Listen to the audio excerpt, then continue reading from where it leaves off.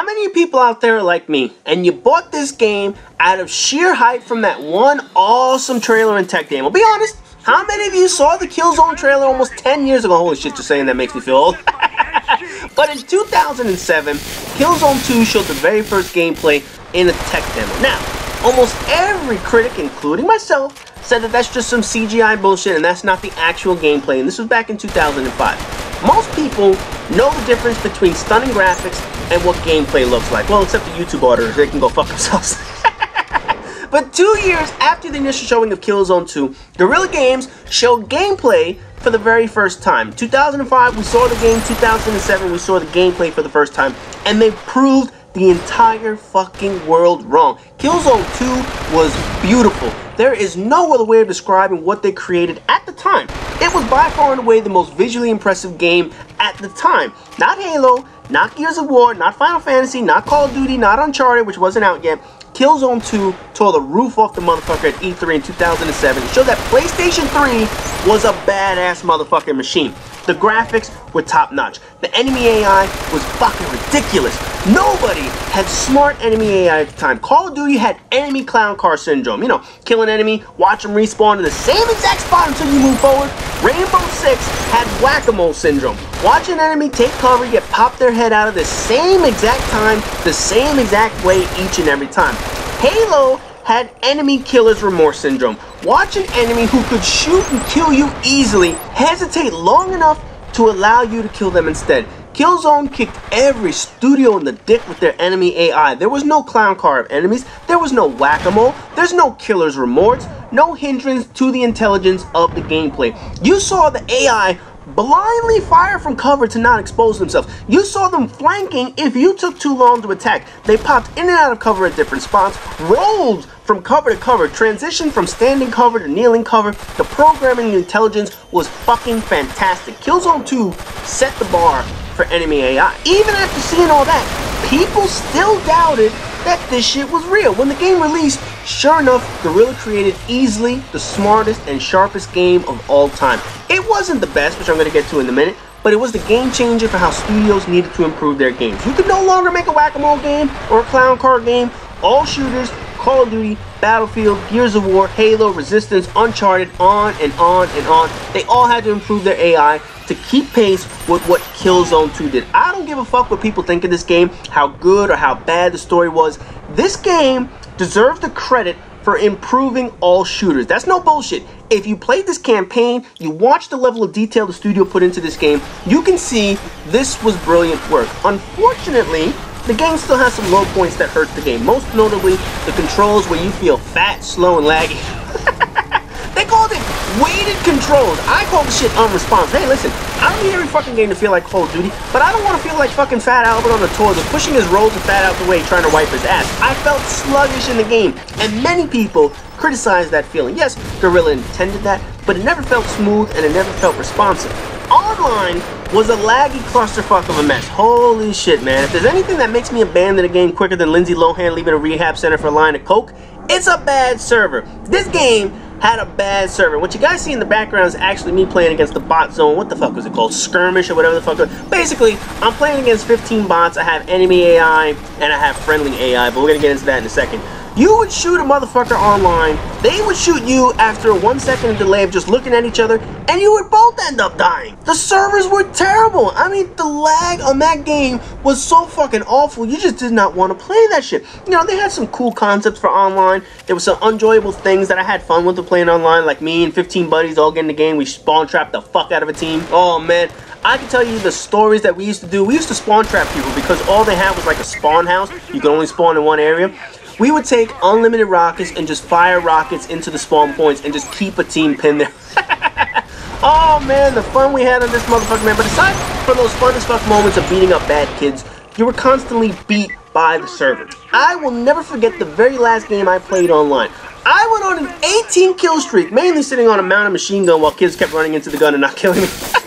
Oh man, people are so fucking stupid. You see a guy on a machine gun, you don't kill that motherfucker. Anyway, I was on an 18 kill streak, only for the server to crap out on me, and I lost all my progress. Everything. I lost the kill streaks, I lost the kills, I got tired of that bullshit. I said, fuck it. I took the game out and I never went back. Fucking shitty ass servers ruined this game for me. You know, the game design itself has its ups and downs. Some of the things were top notch, some things needed work. The game mode worked. You know, the best out of 5 or the best out of 7 idea to win matches was fun if it was a competitive match. However, if you won the first 4, everything after that didn't matter because now you could just kill and slaughter your opponents. There was no point of actually the other team coming back and winning this motherfucker. Once people knew they were in a match that they could no longer win, they always dropped down. So in the end, you would get some matches like 16 on 4, 8 on 2. People would just leave the room because they knew, oh, fuck it, I'm gonna get lost. Why am I gonna stay in this and catch an ass kicking? That was one of the challenges that the game actually had. But the other point of conversation is the campaign and the storyline itself. Now, I already talked about the amazing AI the game has, but the storyline does deserve some credit and some ass kicking. They had a number of plot twists and big shockers and explosions and set pieces. They were all fantastic. Colonel Radic alone was an evil motherfucker, and I must say, we haven't had a bad guy like this in a very long time. But my only concern over the storyline is that you take control of a meathead character. You know the type. You guys have seen it in every fucking game. Give me a gun, give me a target, and I'll shoot them. Grrr. You know, that's pretty much the main character's motivation. Other than we're at war, what the fuck was the point of this series? What the fuck has the point of this game been? The Hellgas don't like the ISA and vice versa. So of course, that means war. Now, I know it's the full story. I'm well aware of it. The problem is, it's not communicated in this game. You know, you take 2 main characters, you fight your battles in the war against the Hellgas in order to take down their leader. That's it. The action was fun. The battles were damn near amazing. But at the end of the story, you're left with no reason for the war other than the 2 sides just don't like each other. That's it. That's the moral of the story. I don't fucking like you. Let me shoot you. That's it. Considering the first Killzone wasn't a commercial success, you know, where it sold massive amounts of numbers and made tons of money and shit like that, you would think that people who are getting into the series at part 2 would like to know a little more history on the motherfucker. Other than these people just don't like each other. I don't like my neighbors, but I don't try to kill them. Well, not intentionally. Indirectly, I wouldn't care. You know, if I saw the motherfucker's eyebrows on fire, I wouldn't even piss on his face to put that shit out. But there's virtually no emotional attachment to these characters. None at all. I couldn't give 2 shits if my teammate or the main character was killed off because the game gives us no reason to like them other than we are put on the ISA side of the war. That's it. It's a pretty lackluster ideal for motivation towards killing your enemies. Now, one other thing that I would like to note though about this game, the Colonel Radic fight. And I wish, oh man, do I wish I could have had footage of the Colonel Radic fight. But unfortunately, I didn't have any more Killzone 2 data. I think I mentioned this before when my PlayStation 3 fat died. My Killzone 2 data was on there, and I didn't copy the motherfucker over for whatever reason. The Colonel Radic fight was the most badass fight of all time, and I wish I had the campaign to go in and play that motherfucker. If I had kept my save data, I would have went right to the Colonel Radic fight, and that would have been the footage you would have seen in the background. But because I would have had to play the shit all the way from the beginning, I was not about to do a full campaign just to show you the ending fight. So that's why you guys are getting this bot zone crap in the background. But I think every studio in the business of making shooter games or adventure games should be required to fight Colonel Radic. That is a boss fight. None of this pussy-whipped quick-time event crap that wins you a fucking fight. None of this predictable moves and methods of the enemies. None of this cheesy moves to beat you garbage. Colonel Radic was a fucking badass fight. There was no win button. There was no sequence you need to complete to beat him. This fight takes skill to win. It takes a shitload of time to beat that motherfucker down because he was not going down without a fight. That's what a boss fight should look like. That's what every fucking game should strive for in their final battles of the game. Now, it should be someone worthy and something worthy of being the end game that makes you earn your endings. Not a quick time bullshit. Not a fucking sequence that allows you to beat some big boss enemy. Make it have to deal with skill. Colonel Radic fight was a skilled fight, and you were not gonna beat that motherfucker if you just went in and threw a couple of grenades hoping that shit would connect with the motherfucker. No, you had to actually have some damn kill. Now, the only downside is, once you killed Colonel Radic, he wasn't in the sequel. Fuck, man, that sequel needed a badass like that. You know, in today's current age of watered-down final boss fights or final moments to games, you know, this bullshit where the ending is a quick-time event or some shit like that, the Radic fight sticks out even more because of how fucking hard that shit was. Radic himself is a pain in the ass because of the number of attacks he has. But add in all the Hellgas that he throws at you, add in all the extra fighting weapons that he had, add in extra all the elements of throwing shit at you like lightning and shit like that. They use a number of different tactics needed to beat this motherfucker, and you see just how much effort Guerrilla put into that fight. There are very few games, very few games in the history of all video games that put you through that big of a final boss fight. Very few. There are some damn good boss fights out there, and I'm sure people in the comment section will list all their favorite boss fights and great boss fights at the end of games. But I'll tell you right now, anybody who's played Killzone 2, who played it all the way to the end, will probably put the Colonel Raddick fight in their top 10, maybe top 5, maybe even top 3, maybe even the top 1. It was that good of a final boss fight. That's what the game should have done. Now, unfortunately, like I said, I wasn't able to capture that. So what I used was this bot zone crap. And when I first started playing this shit, let me tell you something, man. I put it on regular, whatever the fuck they called it. They had like recruit, trooper, whatever this stupid shit is. I put it on the regular, normal difficulty setting, which you figure, okay, I know my shooters. I know my way around the shooter. I can get around this motherfucker. I don't know what the fuck they do, but your teammate AI is so fucking horrible. Oh my god. You know, the enemy AI felt like a normal player. It didn't feel too horrible. But my teammate AI felt like every fucking noob we get stuck within the goddamn game. They have game modes where you need to defend flags or whatever the fuck it was. You know, similar to domination in Call of Duty. Did my team defend it? Absolutely not. They have another portion that also feels like a Call of Duty game, Demolition, where you have to blow up 2 targets.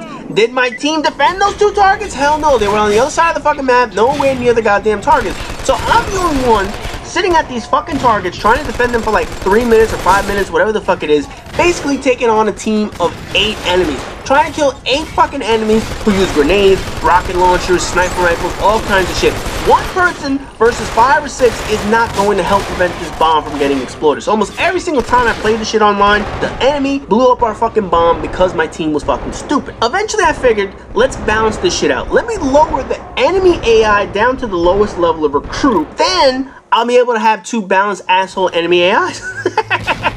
You know, my team's a bunch of assholes, then the opponents will be a bunch of assholes. So what you guys see in the background is incredibly easy enemy AI, and the only reason I had to do that was because it was the only way I could counteract how bad my teammate AI was. My teammate AI is fucking atrocious. I mean, it is absolutely horrible to the point that I had no choice but to lower this shit down to the easiest fucking setting.